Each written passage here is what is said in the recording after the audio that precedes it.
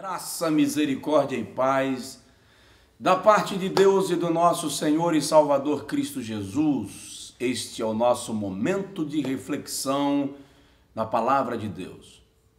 Nós vamos sempre apontar um tema para a gente refletir e você compartilhar, comentar, curtir, mas também, acima de tudo, ser edificado. Semana passada eu fiz uma postagem falando sobre a fé vem pelo ouvir e ouvir pela palavra de Deus. E estabeleci um propósito de toda segunda-feira às 18 horas compartilhar com você algo da parte de Deus, um tema que vai lhe edificar, e nós vamos chamar esse momento de segunda às 18. Estaremos juntos todas as segundas-feiras às 18 horas e ao longo da semana você pode curtir, compartilhar a nossa reflexão e também deixar o seu comentário, é óbvio. Hoje eu quero falar sobre a existência de Deus. O salmista no Salmo de número 14 diz assim: diz o nécio no seu coração, não há Deus. É interessante observar que o ser humano, não obstante ser resultado de uma criação, teima em contestar o seu próprio Criador. Eu não estou falando da contestação emocional causada pelas circunstâncias adversas da vida. Abro um parêntese para mencionar que há poucos dias atrás um pai angustiado, aflito, desesperado, pespassado de dor, fez uma pergunta: Deus existe?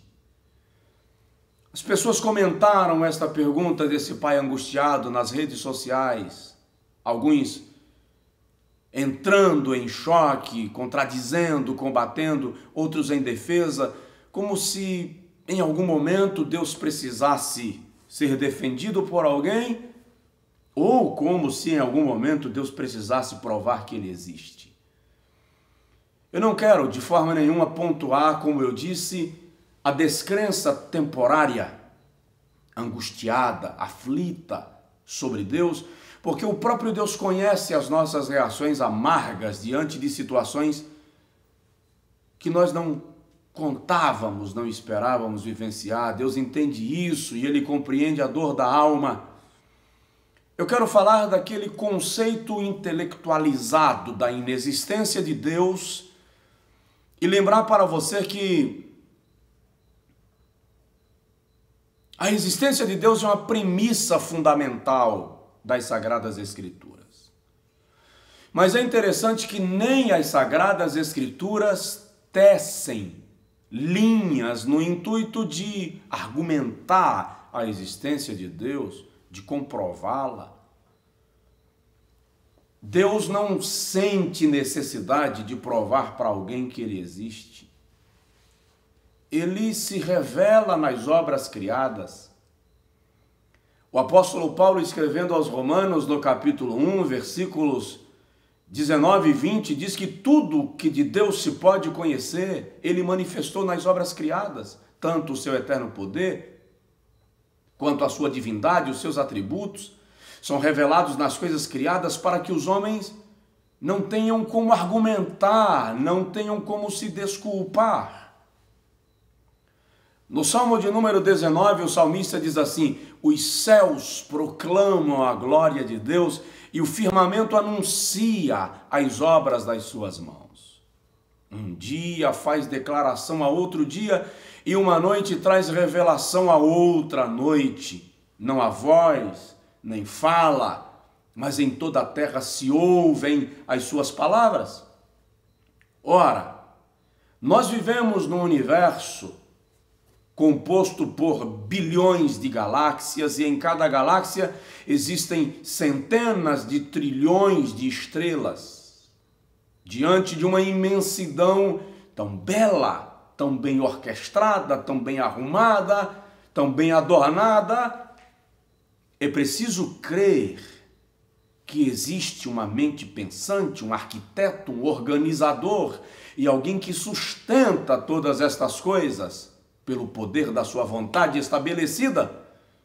O escritor da Epístola aos Hebreus, capítulo 1, versículo 3, diz que Cristo é a imagem da glória de Deus e a expressa imagem do seu ser, e que ele sustenta todas as coisas pela palavra do seu poder. Há um texto bem interessante, escrito por um pensador chamado D.S. Clarke. Eu quero ler para você esse texto nesses minutinhos finais da nossa reflexão. Ele diz assim: antes de afirmar que não há Deus, deve-se examinar todos os pontos do universo. Deve-se investigar todas as forças mecânicas, elétricas, biológicas, mentais e espirituais. Deve-se ter conhecimento de todos os seres e compreendê-los completamente.